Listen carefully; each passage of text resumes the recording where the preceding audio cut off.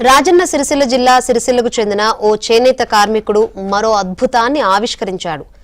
బంగారంతో చీరలు నేసి అందరి దృష్టిని ఆకర్షించాడు. హైదరాబాద్కు చెందిన ఓ వ్యాపారవేత్త కుమార్తె వివాహం కోసం 200 గ్రాముల బంగారు చీర తయారు చేయాలని చేనేత కార్మికుడు నల్లా విజయ్కు ఆర్డర్ ఇచ్చాడు.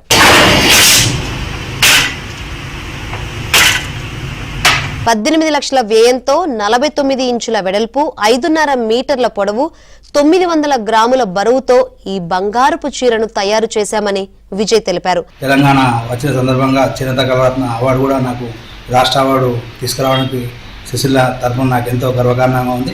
అదే తరహాలో మొన్న పరిమళించే పట్టు చీరను కాకుండా వెండి చీరను మరియు బంగారు చీరను తయారు చేసి ఎందరో కస్టమర్లకు కూడా వారికి అందించడం జరిగింది. అదే తరహాలో నాకు 6 నెలల ముందు నాకు ఒక 200 గ్రాముల బంగారంతో చీరను తయారు చేయాలని హైదరాబాద్కు సంబంధించిన వ్యాపారవేత్త నాకు ఆర్డర్ ఇవ్వడం జరిగింది.